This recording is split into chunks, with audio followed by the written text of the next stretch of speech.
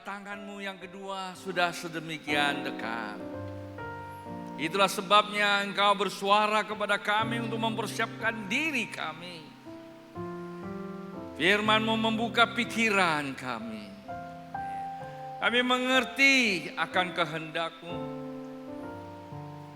Hati kami melekat kepada Engkau, menyadari ada di mana posisi kami. Supaya kelak kami tidak mengalami ketinggalan.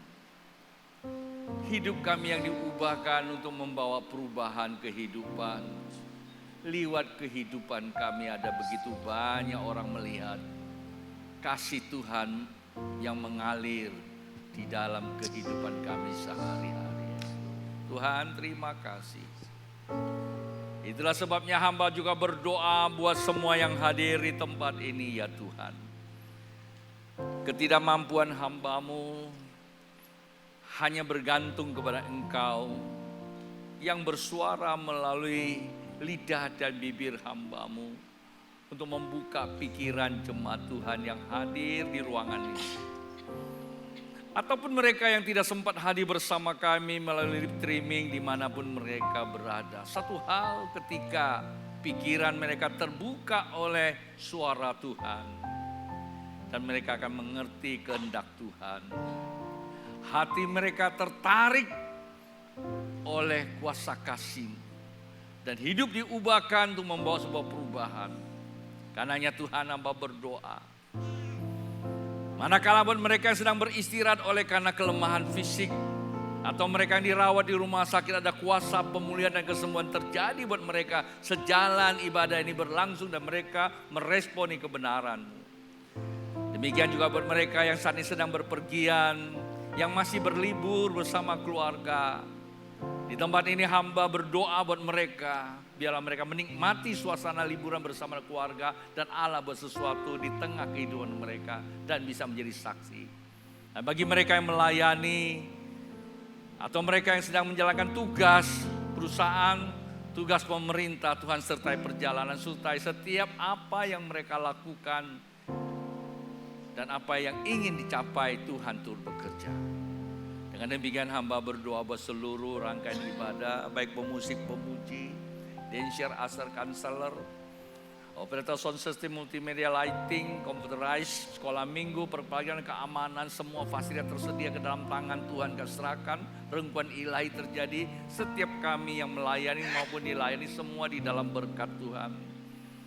Terima kasih Bapak, hamba juga berdoa buat saudara-saudara kami yang berulang tahun sepekan ini yang namanya tercantum di layar monitor. Maupun yang belum sempat dicantumkan, hamba berdoa, Engkau mentili setiap pribadi. Usia kelahiran adalah kasih karunia kehidupan mereka bersama Tuhan membangun kapasitas hidup untuk mewarnai kehidupan ini. Berkat-Mu turun atas mereka, hamba serahkan mereka dalam tangan-Mu. Demikian bagi mereka yang kali pertama hadir di tempat ini, kami sadar bukan kebetulan. Ada maksud Tuhan hadir bersama kami. Biarlah sejalan ibadah mereka mengalami sebuah pemahaman. Pulang dari tempat ini, ada satu harapan baru. Jalan mereka diubahkan, hidup mereka bercahaya. Terima kasih Bapa. Di dalam nama Tuhan Yesus yang percaya katakan, amin. Bapak Ibu, senang yang berlibur. Ya kalau yang berlibur nanti jangan langsung balik ya, kumpul teman berbagi dong pengalamannya. Saya punya pengalaman, tapi ban pecah pengalaman saya. Ya lumayan. Bapak Ibu semua wajahnya baik. Sebelum duduk kembali dia kiri kanan bilang senang saya bisa duduk berdampingan dengan Anda. Orang-orang yang diberkati siap jadi berkat. Haleluya. Ya silakan duduk kembali. Terima kasih untuk praise and worship. Luar biasa, putih-putih semua. Baik Bapak Ibu, kita akan langsung kepada pemberitaan firman Tuhan. Kita memasuki bulan Juli. Yang pertama saya sapa dan sambut yang kali pertama hadir kalau ada. Anda bisa lambaikan tangan. Yang jelas Anda bukan orang asing bersama kami di tempat ini. Melainkan kawan suarga dari kerajaan Allah. Hal pesan saya Bapak Ibu tidak langsung balik. Bapak Ibu berkenan bisa berjumpa dengan staf saya dan mereka akan membagikan visi dan misi pelayanan kita di tempat ini. Demikian kami juga rindu jikalau kami dilibatkan ambil bagian untuk berdoa jikalau Bapak Ibu perlu topangan doa kami. Namun harapan kami Bapak Ibu jangan langsung pulang, isi dulu formulirnya. Apa yang menjadi kebutuhan Bapak Ibu di dalam perjalanan hidup ini. Doa orang besar, besar kuasanya. Doa orang benar besar kuasanya. Kalau doa orang besar, di sini orangnya kecil-kecil semua, kecuali kalau sahabat saya satu itu, namanya saya tidak sebut, lumayan besar.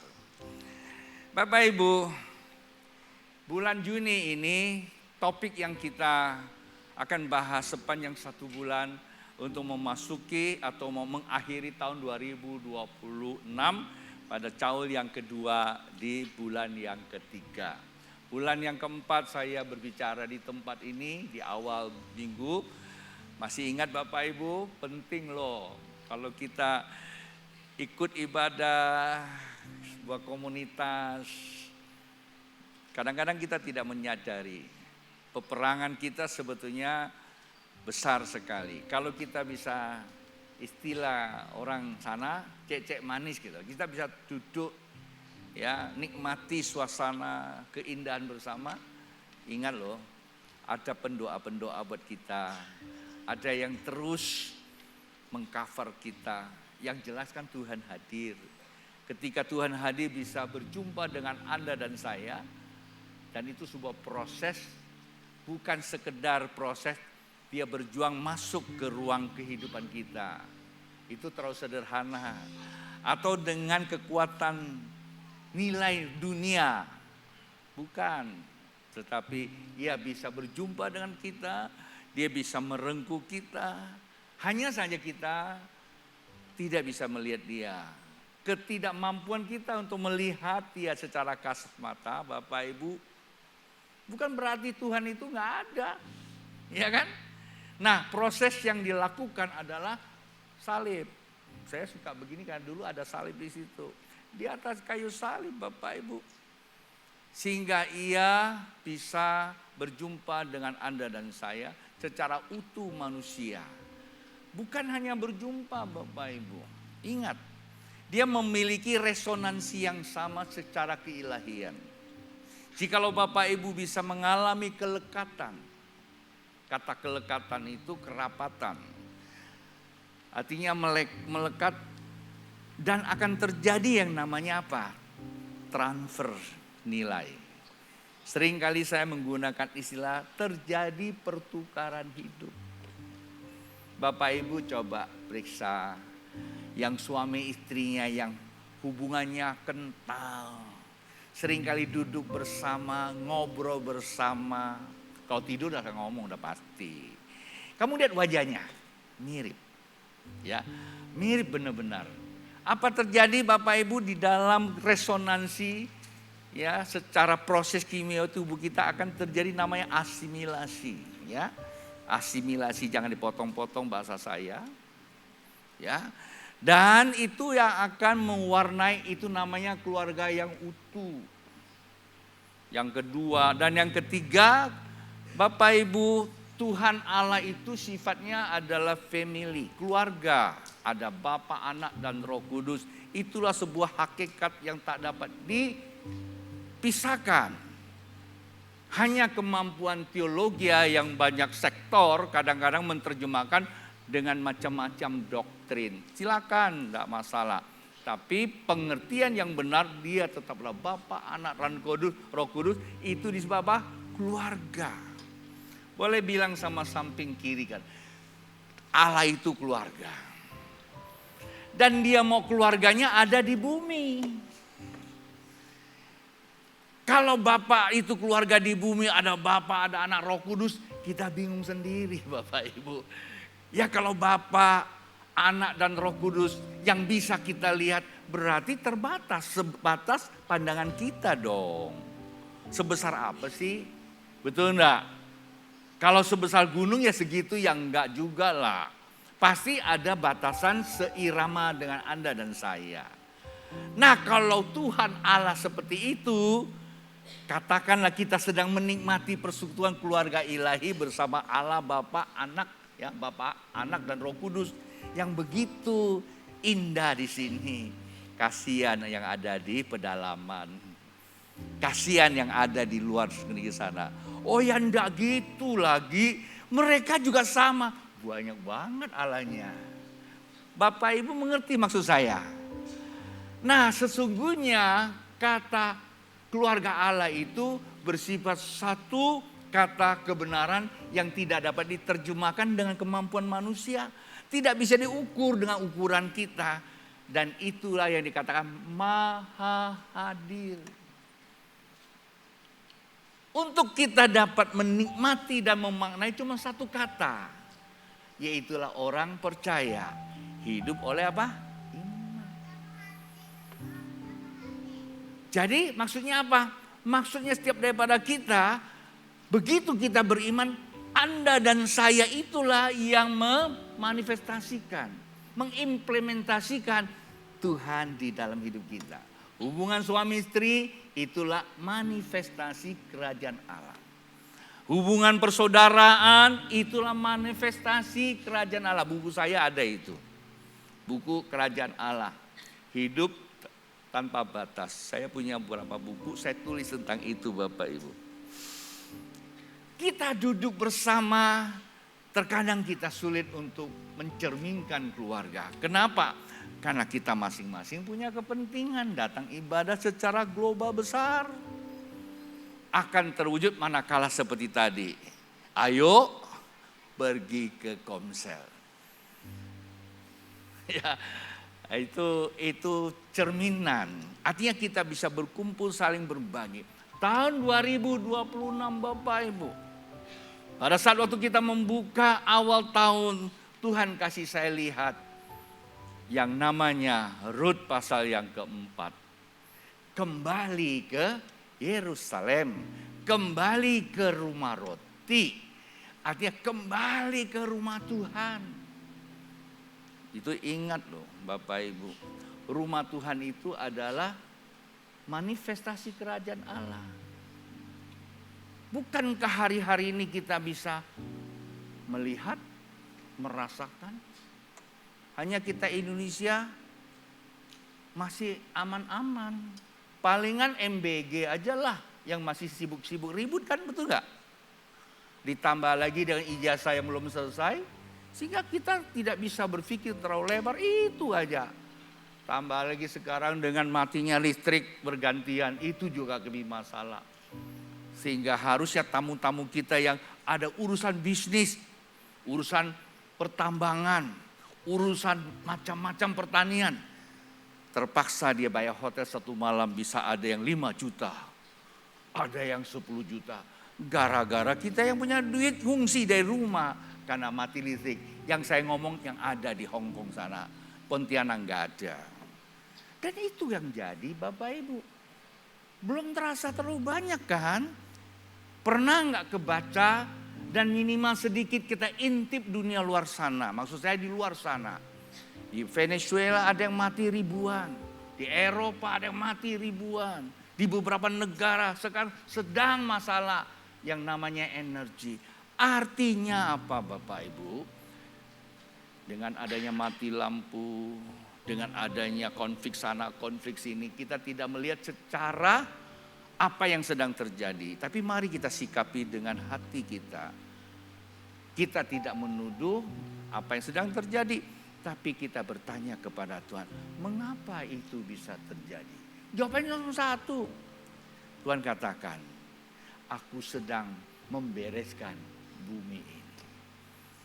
Kalau bumi ini dibereskan dengan satu kata, betapa besar kasih Allah dengan bumi ini atau dunia ini. Nah, karena kasih itu dia rela korbankan anaknya yang pertama dan sekarang dia sedang menghakimi keadaan kita. Ngapain? Sedang mempersiapkan kita masuk kepada sebuah rencana ilahi. Itulah sebabnya kalau Bapak Ibu tidak keberatan, lihat kiri kanan bilang siap-siap dipersiapkan. Ya, dipersiapkan. Kalau yang belum mandi akan dimandi, yang masih kotor disikat. bilang sama-sama, nikmati disikat. Sikatnya bukan sikat dan sabun Lux Bapak Ibu. Sabun zaman dahulu tahun 50-an cap tangan itu, yang lekuk-lekuk itu kalau digosok, bilur nanti kamu. Sikatnya sikat apa? Sikat sabut. Saya pernah disikat sabut sama mama saya. Tahu sikat sabut? Sabut kelapa dipotong kemudian digosok, tinggal itu gosok aja. Weh, Bapak Ibu, tersiram air. Bedinya ampun-ampunan.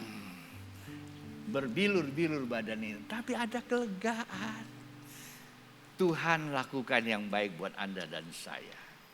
Karena itu minggu lalu atau bulan lalu kita bicara di tempat ini. Naikkan apa? Kapasitas keselamatan. Bilang, naikkan kapasitas keselamatan. Mengapa Bapak Ibu? Karena Tuhan mau keselamatan kita bukan dinilai standar mengalahkan satu sama lain. Tapi keselamatan kita mempunyai kapasitas keilahian. Bukan mengalahkan manusia, tapi mengalahkan pekerjaan setan yang membawa kepada kebinasan. Artinya keselamatan itu harus terjadi sebuah pertumbuhan secara eksponensial. Perlu ditingkatkan Bapak Ibu. Pertanyaannya sudah berapa lama kita jadi orang Kristen? Itu yang pertama. Yang kedua, kekristenan kita sampai di mana? Bapak Ibu, kalau kita tidak memahami keberadaan kita di mana, maka kita akan kesulitan untuk menuju pada tujuan. Kekristenan yang paling bermasalah adalah kekristenan yang tidak tahu keberadaannya di mana. Ketika orang tidak tahu keberadaannya di mana, maka kekristenan itu saya istilahkan kekristenan tanpa kesadaran. Kekristenan tanpa kesadaran, saya boleh mengartikan kekristenan tidak berakal sehat. Yang ada cuma apa? Akal-akalan. Doa saya di Psalm 21, semuanya akalnya sehat. Tunjuk kiri kanan, termasuk kamu akalnya sehat. Akalnya sehat pasti bertumbuh.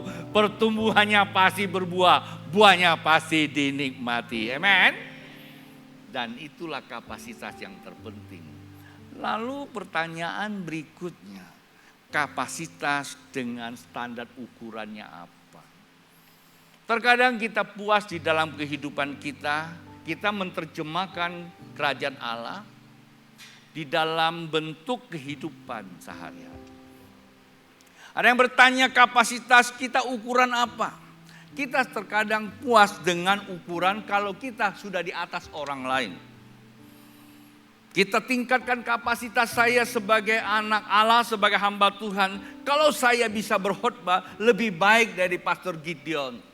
Kalau saya bisa berkhotbah lebih baik dari Pastor Sucipto. Saya merasa saya puas karena saya lebih dari mereka. Apakah itu kapasitas yang kita perlukan? No.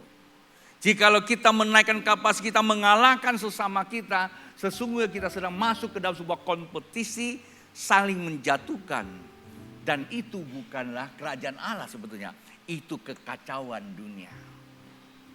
Karena itu standar yang kita perlu perhatikan. Ukurannya apa? Kita akan sama-sama belajar. Saya akan berbagi malam ini, izinkan saya sharekan. Saya buka Matius pasal yang ke-6, karena saya khotbah 3 kali pagi tadi. Khotbah pertama pendahuluan saya membuka sebagian tersendiri. Khotbah yang kedua pagi tadi saya masuk agak lebih dalam. Khotbah yang ketiga lebih kepada kesimpulannya dan penekanannya dan supaya kita bisa mengalami. Izinkan pesan saya beberapa waktu ke depan, ayo perhatikan supaya pikiran kita terbuka oleh firman Tuhan. Ayat 31 berkata demikian Bapak Ibu, sebab itu janganlah kamu khawatir akan, khawatir dan berkata, apakah yang akan kami makan, apa yang akan kami minum, apakah yang akan kami pakai. Bapak Ibu, kalau listrik, kalau kekacauan, semua yang terjadi Kita pikir ini karena faktor alam. Terkadang kita pikir ini karena kelalaian manusia. Kadang-kadang kita berpikir, ini biasa-biasa saja. Tidak seperti itu Bapak Ibu. Di balik itu ada master sign-nya. Ada yang merancang Bapak Ibu. Siapa? Tentu saya tidak berkewajiban untuk menjelaskannya. Tetapi saya cuma hanya berbicara kepada satu hal. Firman Tuhan sudah menubuatkan. Dan sejarah sedang membuktikan. Jikalau kita melihat segala hal yang sedang terjadi, situasi kekinian, hanya satu pesan saya sesuai dengan firman Tuhan. Itu mengindikasikan Tuhan sedang berperkara dengan kita.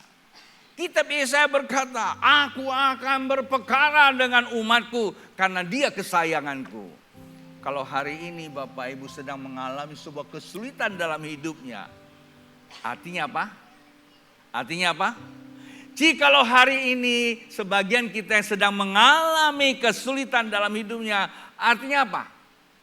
Tuhan sedang berperkara dengan kita. Dengan orang itu. Mengapa Tuhan sedang berperkara dengan orang itu? Karena Tuhan mengasihi dia. Kalau anak Bapak Ibu begitu ambil rapot nilainya semua di bawah rata-rata. Apakah Bapak Ibu langsung haleluya. Hebat sekali anak saya rapotnya merah semua. Belum pernah terjadi di dalam keluarga. Begitu? Ya enggak. Tunggu waktu yang aman. Selesai sarapan pagi anaknya dipanggil. Dia apa? Berperkara dengan dia. Ditanya. Mengapa kita berperkara sama dia? Karena kita mengasihi dia. Kita mengasihi anak kita. Pertanyaannya, anak kita tahu nggak? Kadang-kadang dia nggak tahu. Yang ada apa? Responnya cuma marah-marah. Akhirnya mungkin orang tua yang dipersalahkan. Saya menggunakan bahasa itu untuk bertanya kepada kita. Berapa banyak kita anak Tuhan yang namanya Kristen. Yang tiap hari tanya sama Tuhan, ada apa Tuhan? Kenapa saya susah Tuhan? Ada gak sih Tuhan? Bilang sama samping kiri kan, pengkhotbah tidak mengatain kamu. Tapi terhadap orang satu ini, kadang-kadang saya sering kali tahu orangnya. Ya Pak ya, Tuhan itu gak pernah salah Bapak Ibu. Kalau Tuhan bisa salah, kita bermasalah sebagai manusia. Karena selepas manusia adanya cuma Tuhan, tidak ada lagi yang lainnya. Di bawah manusia ada hantu. Saya tidak mengatakan di atas manusia. Di bawah manusia, karena hantu. Itu sudah diaturkan. Akan tetapi hantu itu punya strategi untuk menjatuhkan kita. Karena itu Alkitab berpesan, jangan kamu khawatir apa yang akan kamu makan dan minum. Dan itu semua berbicara apa? Papan, pangan, sandang. Kebutuhan hidup. Kalau hidup kita standarnya cuma ngejar itu Bapak Ibu. Salah nggak? Ya nggak salah juga. Perlulah ya pakaian. Namanya sandang. Perlu rumah lah, papan. Perlu makan habis khotbah nanti kita juga makan kan perlu. Tapi itu sedang bermasalah. Bensin naik, beras naik, cabai juga naik. Hampir semua naik Bapak Ibu. Kamu lihat wajah ibu-ibu. Turun dia. Ketekuk dia. Begitu suaminya kasih 50.000 satu hari. Makan apa itu? Ya makan nasi lah. Atur jas 50.000. Ini contoh aja. Seringkali terjadi konflik Bapak Ibu. Kemarin saya dapat satu informasi di Sulawesi sana. Ada bapak tidak tahan menghadapi ibu yang tiap hari ribut karena semua naik. Gajinya nggak naik, turun malah ada. Bunuh diri Bapak Ibu, sobek perutnya. Kebenaran sampai di mana? Karena saya dengar dari satu podcast. Ada nggak sih seperti itu? Ada. Karena hidup itu semua bertumpu kepada apa? Minuman, makanan, pakaian, rumah tinggal. Apalagi kalau hari-hari ini rumahnya masih KPR, bunga naik loh. Saya tidak tahu deh, bukan ekonomi sih. Ya kan, pengusaha apalagi yang masih hutang sama bank, bunga naik juga. Ya memang pendeta banyak kerjaan hari-hari ini, bagus juga. Banyak yang datang pendeta minta didoakan. Supaya bunga tambah lain lagi, tambah banyak lagi yang datang minta doa. Enggak seperti itu Bapak. Dan ini mengindikasikan bahwa ada persoalan Bapak Ibu. Kenapa? Karena kita hidup, Alkitab jangan bergantung pada itu. Itu yang membuat kita khawatir hidup ini. Kekhawatiran kita itu akan merusak seluruh tatanan tubuh kita. Imun kita turun, stres. Lama-lama jadi apa? Stroke, hanya stop. Penyakit datang itu bukan karena hal lain. Karena ketidakmampuan kita mengelaborasi roh, jiwa, dan tubuh kita. Itulah sebabnya Alkitab katakan, hati-hati lo ya di akhir zaman ini dia. Berjaga-jagalah, berdoalah. Kenapa? Karena tubuh ini lemah. Roh memang penurut. Itulah sebabnya jiwa ini berjaga-jaga sadar. Bapak Ibu, kesadaran manusia cuma satu, firman Tuhan. Karena itu firman Tuhan malam ini berkata, selain dia katakan apa? Sebab janganlah kamu khawatir dan berkata apa yang akan kami makan dan apa yang akan kami minum dan apa yang akan kami pakai. Di ayat 32 berkata, semua itu dicari bangsa-bangsa yang tidak mengenal Allah. Perhatikan kalimat berikut. Akan tetapi Bapakmu yang di sorga tahu bahwa kamu memerlukan semua itu. Pernah enggak anak bapak, ibu begitu bisa ngomong, dia bilang, Mi, aku mau sekolah, aku mau kerja. Pernah enggak? Enggak kan? Kita yang sibuk untuk mendoktrin anak kita. Nah, belajar ya. Umur 2 tahun saja kita kasih dia buku belajar. Dia masih gak bisa baca. Kita yang ejain. B-U-B-U, D-I-D, Budi. Budi naik kereta. Padahal kereta di kampungnya gak ada. Kita yang ngajarin. Kita yang mulai apa? Kita mulai menstigma dia. Pada saat tingkat kesadaran berpikirnya. Dia waktu kita masukkan sekolah. Dia gak ada pemberontakan lagi. Tapi hari-hari ini yang begitu gak ada loh. Kita serahkan kepada apa? Ada namanya kelompok bermain, industri-industri semua. Peran orang tua udah kurang. Saya masih ingat anak saya berikan papan, saya tulisin. Padahal saya bukan guru, seorang teknik tapi suruh ngajar berepotan. Untungnya masih oke lah ya, ibu-ibu dia ngajar. Sama anak-anak saya nggak ada saya masukkan ke playground dan sebagainya. Nggak ada itu zaman dulu. Saya bilang itu dan jadi bodoh. Nyatanya anak-anak saya pintar-pintar semua. Anak saya minimal S1. Gitu loh ya kan. Kenapa? Bukan soal bagaimana Bapak Ibu. Alkitab katakan semua itu dicari bangsa-bangsa yang tidak mengenal Allah. Allah mengetahui keperluan kita. Allah tahu hubungan suami istrimu yang perlu dibereskan. Allah tahu hubungan dagangmu dengan customer perlu dibereskan. Allah tahu tubuh kita yang sedang bermasalah dibereskan. Allah tahu. Yang jadi masalah kita tidak mau tahu. Kadang kita kontra dengan Tuhan. Kita sok tahu. Baru doa, Tuhan sembuhkan palaku. Langsung dia buka lemari. Panadol, aku kasih nama lagi ya. Obat A, obat B, obat C. Dia makan. Nggak sembuh.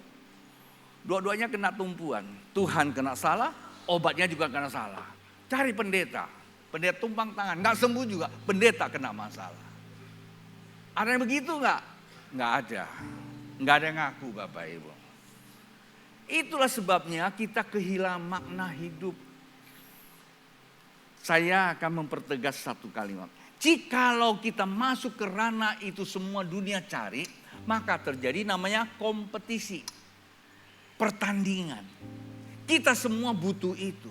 Kalau namanya kompetisi, maka akan lagi menambah sebuah konsep kehidupan, strategi. Maka ada namanya politik kehidupan. Strategi politik kehidupan, kecenderungan itu hanya memenuhi kepentingan diri, menggencet orang lain. Beda dengan kerajaan Allah, beda dengan konsep Tuhan. Nanti saya masuk ke situ. Konsep dunia, yang penting saya cukup.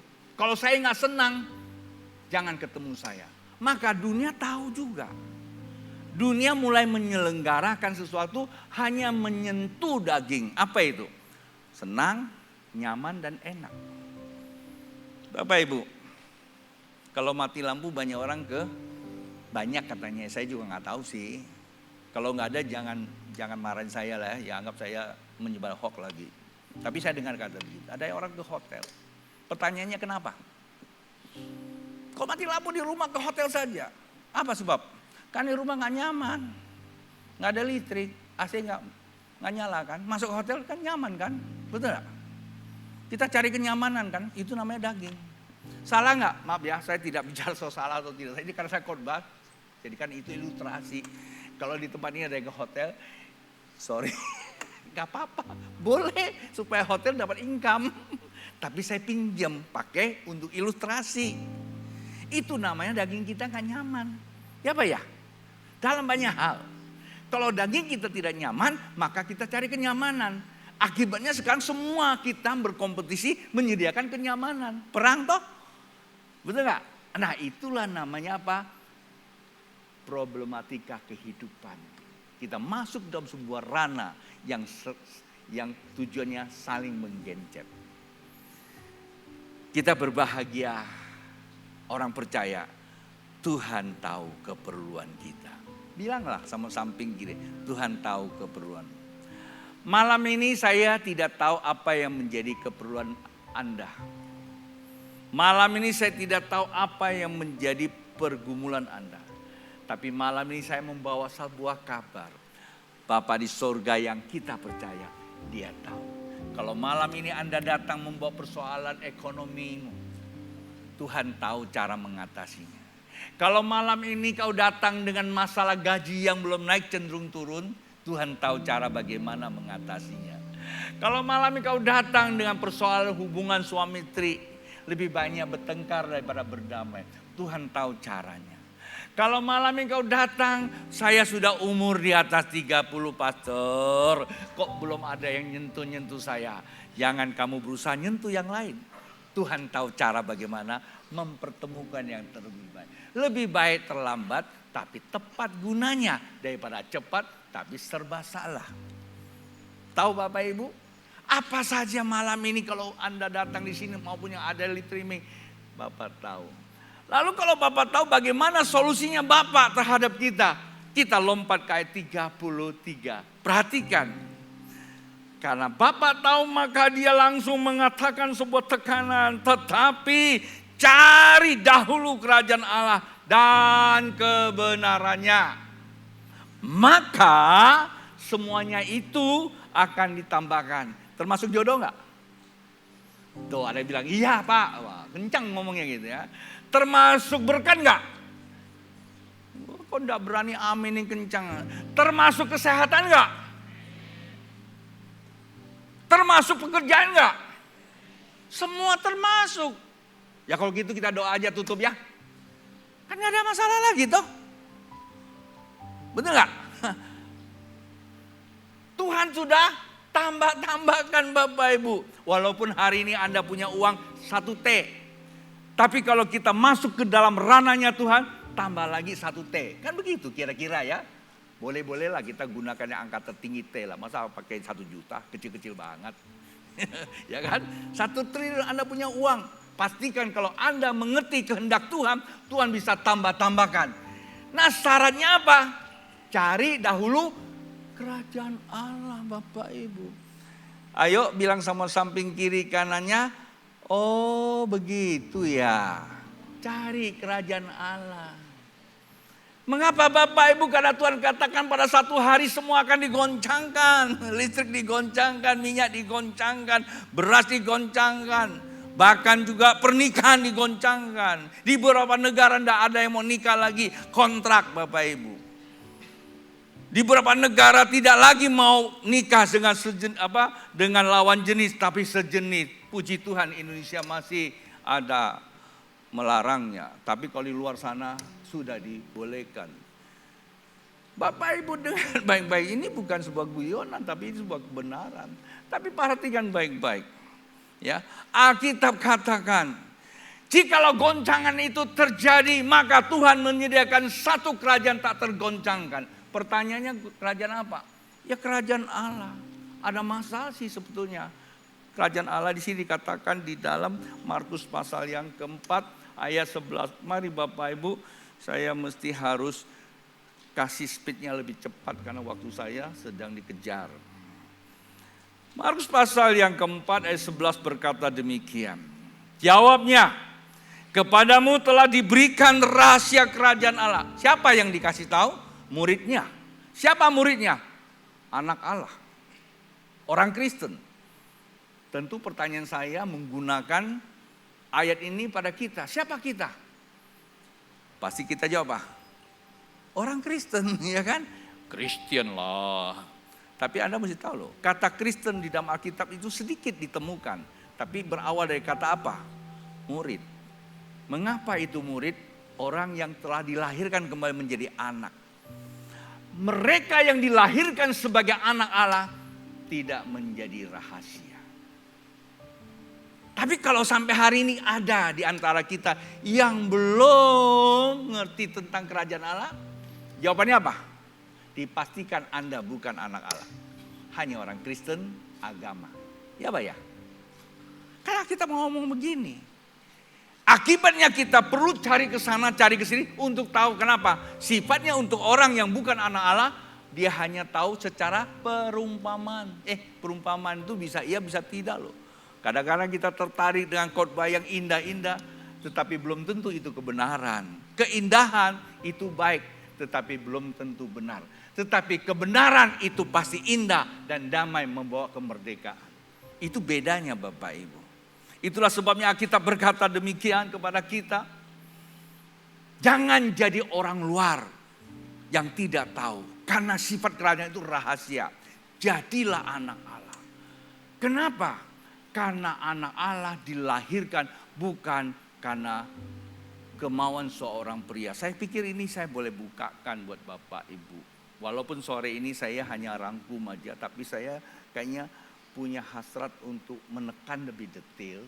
Ini banyak anak-anak muda, supaya jangan mudah tertipu oleh dunia yang sedang rusak ini, tetapi berjalan dalam terang Tuhan.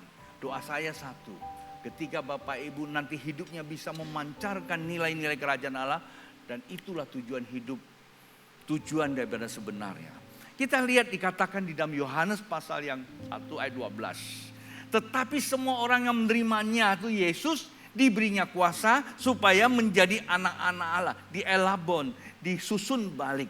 Yaitu mereka yang percaya pada siapa? Yesus. Tuhan tidak tertarik dengan apa yang kita miliki Bapak Ibu. Tuhan tidak tertarik kekayaan kita, kemampuan kita. Kendati pun itu tidak diharamkan. Tetapi Tuhan tertarik jikalau hatimu percaya dibenarkan. Karena hati percaya dibenarkan, maka Tuhan akan memperbesar kapasitas kita seturut dengan Tuhan.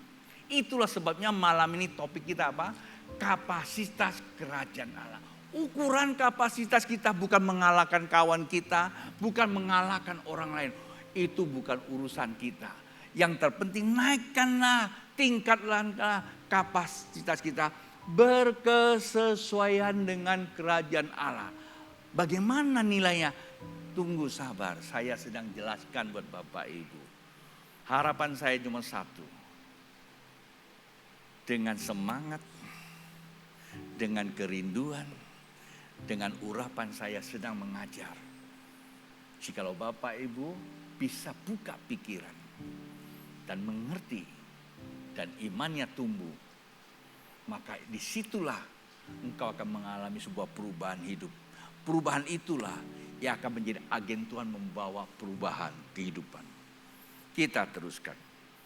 Di ayat berikutnya dikatakan, orang-orang yang diperanakan bukan dari darah atau dari daging, bukan pula secara jasmani oleh keinginan seorang laki-laki.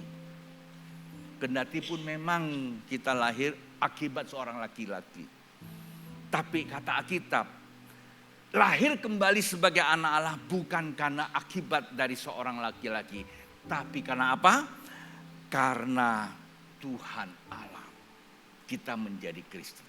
Bapak Ibu, Tuhan mempunyai obsesi. Tuhan mempunyai sebuah kehendak. Supaya kita dilahirkan kembali menjadi anaknya. Tujuannya apa? Tinggal di dalam kerajaannya. Sebagai apa? Keluarga kerajaan Allah. Keluarga kerajaan Allah di dalam Alkitab 1 Timotius pasal 3 ayat 15 itu adalah tiang penopang dan dasar kebenaran. Dan disitulah kekuatan untuk menghadapi serangan dunia yang sedang tak menentu. Menyambung kata Ibrani, kerajaan tak tergoncangkan. Dan Alkitab katakan rahasia. Bapak Ibu, kita lihat baik-baik. Kerajaan Allah itu bukan berasal dari dunia, maka disebut rahasia. Yohanes pasal 18 ayat 36. Bapak Ibu masih bisa bersama dengan saya 1 jam lagi? Kan doa di Getsemani begitu. Sanggupkah engkau bersama aku 1 jam lagi? Kalau nggak sanggup, nggak apa-apa, pintu terbuka. Nggak begitu. Ya, saya akan rangkumkan beberapa ayat. Masih bisa dengarkan apa yang saya sampaikan? Baik Bapak Ibu, saya akan teruskan. Kita lihat di Yohanes pasal yang ke-18 ayat 36. Jawab Yesus, kerajaanku bukan dari dunia ini. Kalau bukan dari dunia ini, dari mana? Doa Bapa kami, Bapa ya, Bapa di sorga, dikuduskan namamu, datang kerajaan. Nah ini dia, kerajaan itu datang dari sorga dan bukan dari dunia. Artinya bukan bentuk fisik duniawi, nggak bisa kelihatan. Itu rahasia katanya. Lalu saya lanjutkan ya, jika kerajaanku dari dunia ini, pasti hamba-hambaku telah melawan supaya aku jangan diserahkan kepada orang-orang Yahudi, akan tetapi kerajaanku bukan dari dunia. Seandainya Tuhan Yesus itu punya pasukan loh. Seandainya kau kerajaannya dari dunia ini, kan terjadi pertempuran. Bapak Ibu, anak kerajaan tidak ada konflik satu sama lain. Yang ada cuma perdamaian. Taruh di hati. Kalau kita sebut anak Tuhan, hidup kita masih mempunyai keinginan mengalahkan sesama kita. Merasa tidak bisa terima. Maaf, sebagai hamba Tuhan mempertanyakan, apa betul Anda anak Allah? Kerajaan Allah selalu hadir membawa pertama apa? Kebenaran, damai sejahtera, sukacita. Oleh Roh Kudus. Artinya Bapak Ibu, kalau kita ingin cari kerajaan Allah, cari apa? Cari kebenarannya. Kerajaan Allah itu roh gak kelihatan, tapi kebenarannya kelihatan. Kebenaran yang dihidupi oleh Yesus selama 33 tahun, banyak perbuatannya. Kesederhanaan, kemampuan, kasih dan sebagainya. Sampai pada dia untuk memperlihatkan dirinya adalah seorang kasih mati di atas kayu. Dan itu bisa dilihat dan tercatat di dalam Alkitab. Artinya Bapak Ibu, kalau kita ingin mencari kerajaan Allah, carilah kebenarannya. Mengerti Bapak Ibu? Jikalau kita temukan kebenarannya, apa akan terjadi pada diri kita? Ini jawaban malam ini. Kita lihat ayat-ayat tertentu yang sangat penting untuk dicatat sebagai renungan hidup kita semua.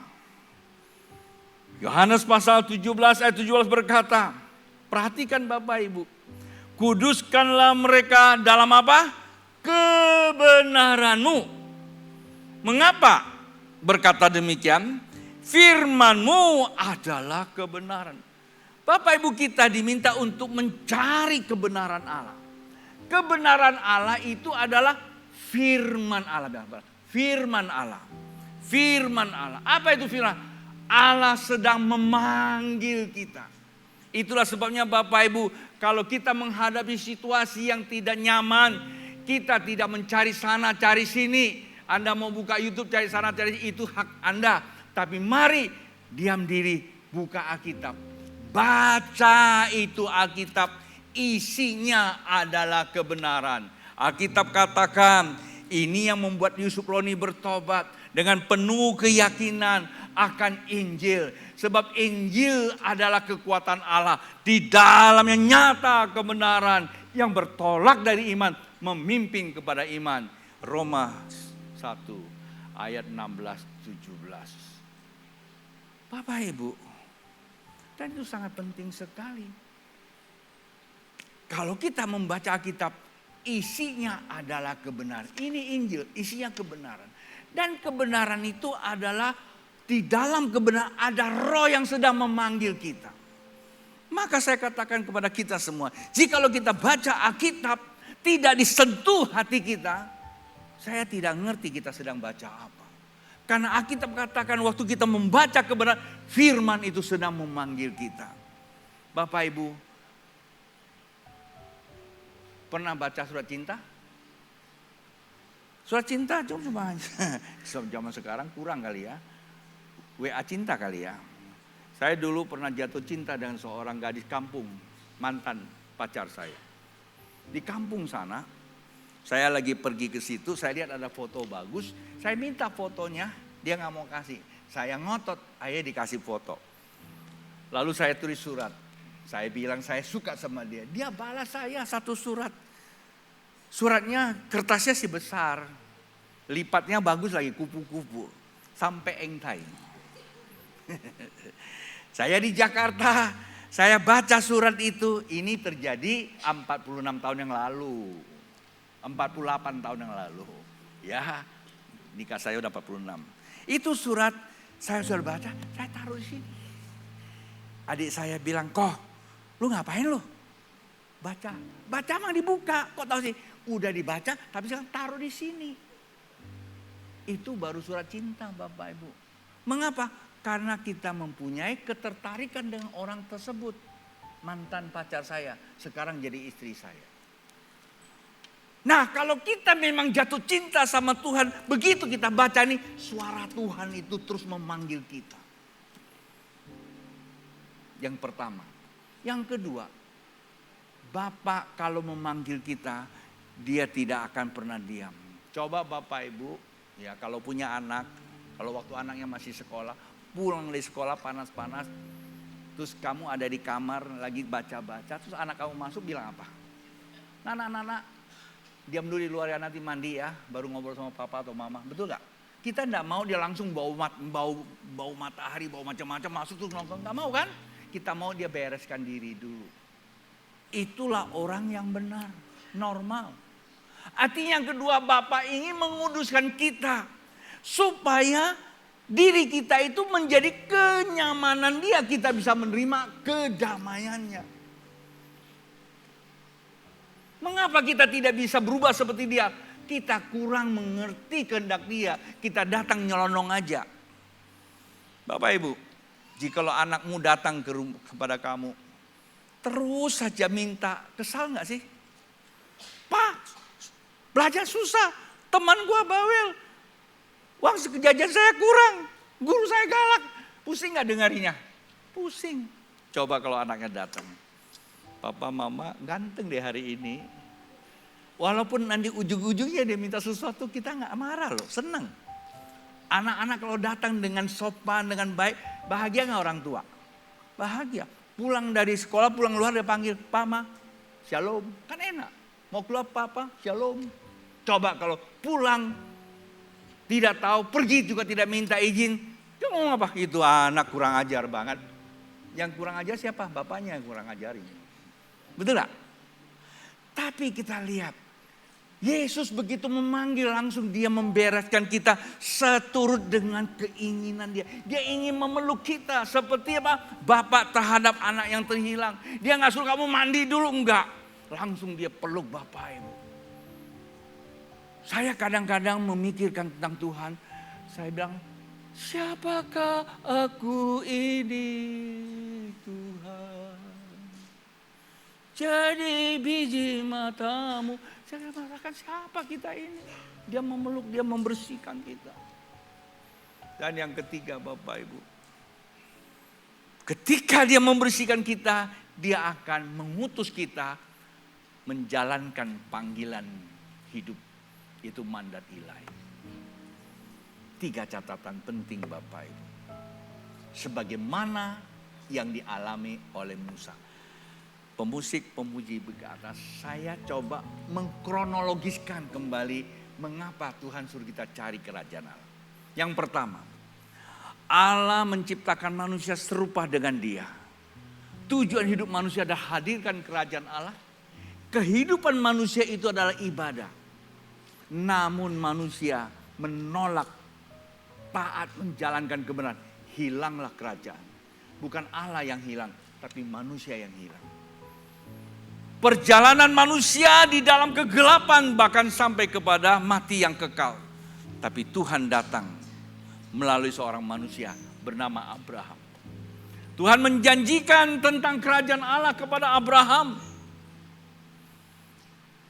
Dan Abraham yang mendapatkan mandat itu digenapi oleh Musa yang keluar dari Mesir membawa 2,7 juta umat Israel sebagai simbol kekristenan. Musa yang bawa keluar. Yosua yang bawa masuk ke tanah perjanjian. Rencana kerajaan Allah bagi saat genap sampai hari ini. Bagaimana dengan Anda dan saya?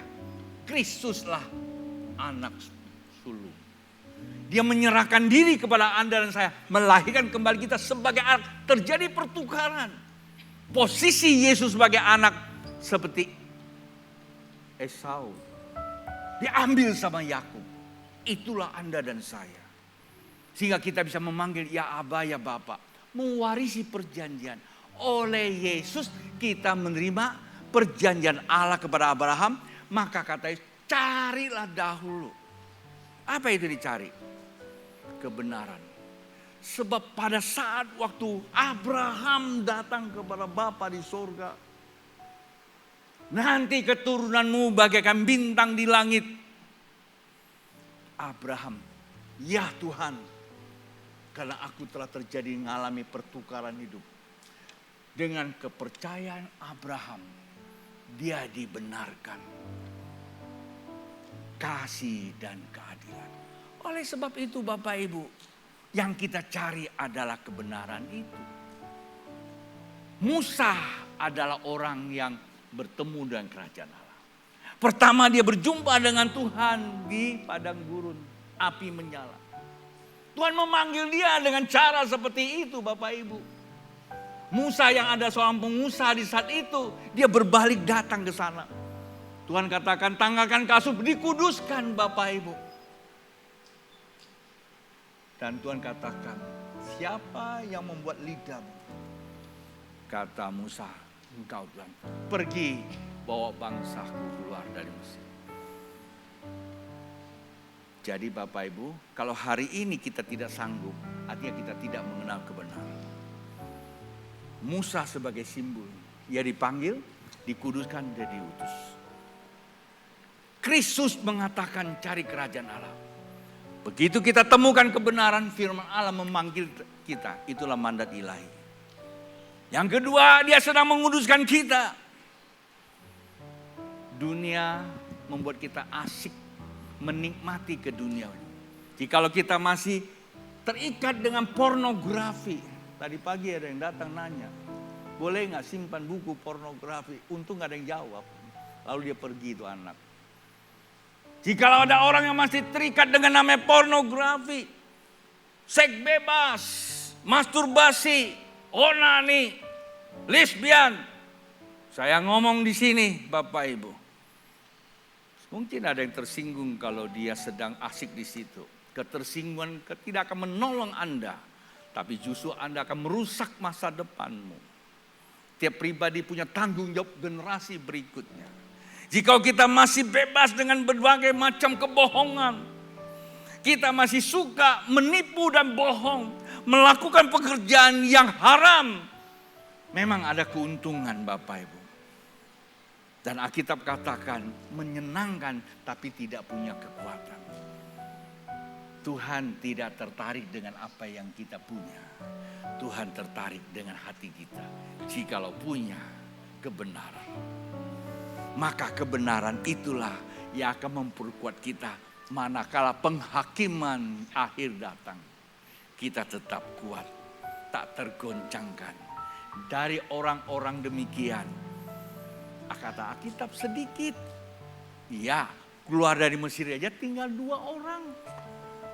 Itu sebuah gambaran.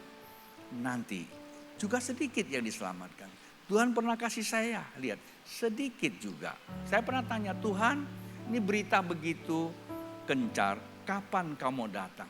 Dia bilang begini, kalau aku datang hari ini, sedikit yang diselamatkan. Tuhan, izinkan saya menggali lagi, supaya bertumbuh. Lalu iman saya berkata, buat orang lain, dia mungkin jadi tanda tanya besar. Tapi buat jemaat yang Tuhan percayakan, orang yang diselamatkan masuk dalam kemuliaan Tuhan. Bilang sama samping kiri, Anda adalah orang yang diselamatkan. Engkau milik Allah. Jagalah dirimu. Terimalah firman Tuhan. Amalkan firman Tuhan. Dengan semangat kita kuduskan sampai kita bisa diutus untuk menjadi penjala jiwa. Lihat apa? Kalau Anda pengusaha, di saat Anda usaha, Anda ketemu banyak manusia, sampaikan dan doakan mereka. Kalau Anda seorang guru, ajarkan murid-muridmu, doakan mereka. Nggak usah susah-susah, beritakan kasih Tuhan. Ketika ada orang punya masalah, kasih Tuhan cuma menjawab kebutuhan, doakan mereka.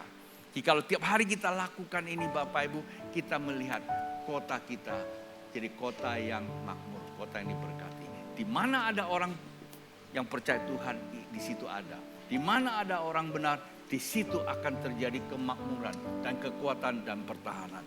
Tuhan Yesus berjanji, Tuhan juga menggenapi. Di dalam nama Tuhan diberkati semua di sini maupun yang di online service. Tuhan memberkati Bapak Ibu, mari bangkit berdiri. Ya Tuhan,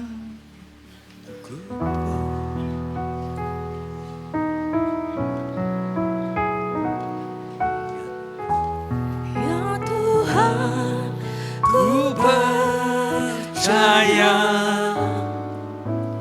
aku percaya, lewati lembah air mata, aku percaya,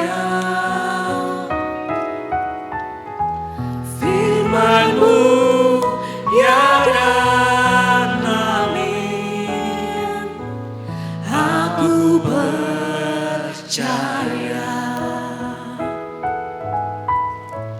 kemenangan sudah Kau jamin, aku percaya. katakan lebih sungguh lagi, ya Tuhan. Ya Tuhan, ku percaya, aku percaya,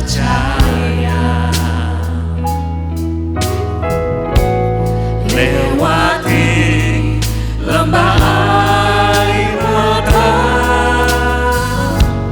aku percaya,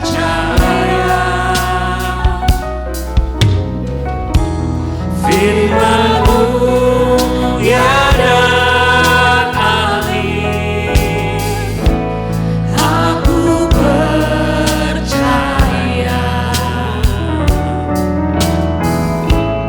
kemenangan sudah Kau jamin, aku percaya.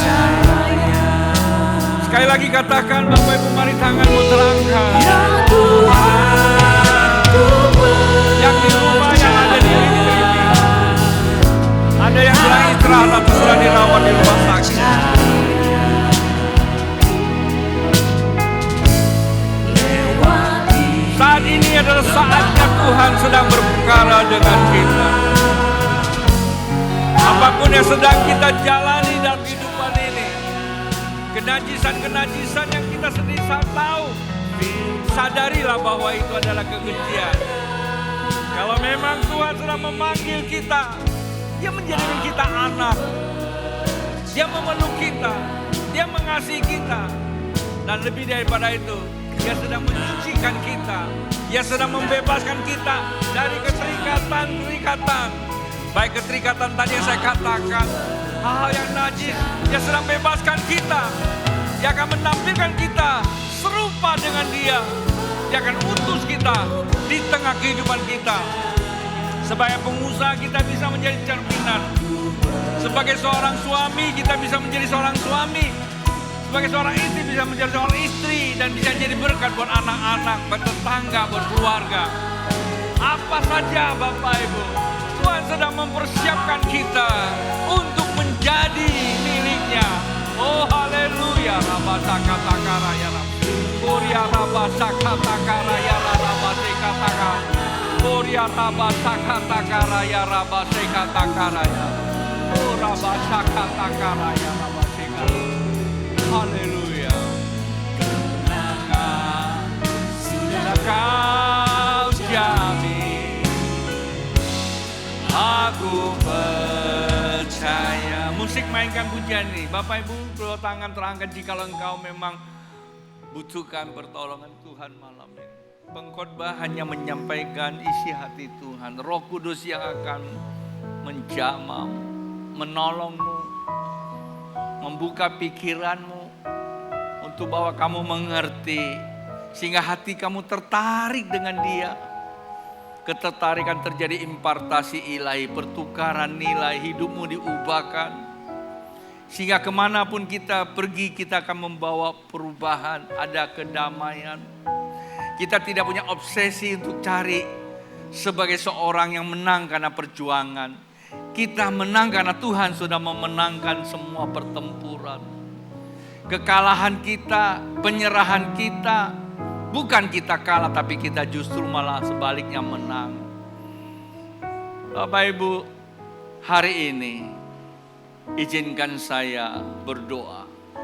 Dalam nama Bapa, Anak, Roh Kudus, turunkanlah pengurapan-Mu atas jemaat yang hadir di sini maupun di rumah. Ketika mereka datang dalam keadaan tidak enak dan tidak baik, apapun yang mereka rasakan, ada kelegaan, ada kelepasan, ada kemerdekaan. Perlengkapi mereka ya Tuhan. Perlengkapi mereka di dalam perjalanan hidup ini yang semakin hari semakin berat tantangan. Ketika kami ada di dalam Engkau, maka ada kelegaan dan ada kebahagiaan.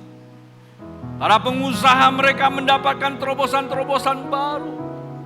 Para pelayan Tuhan mereka akan mendapat kekuatan yang baru. Hubungan rumah tangga, suami, istri, orang tua dan anak mengalami transformasi dan restorasi kehidupan.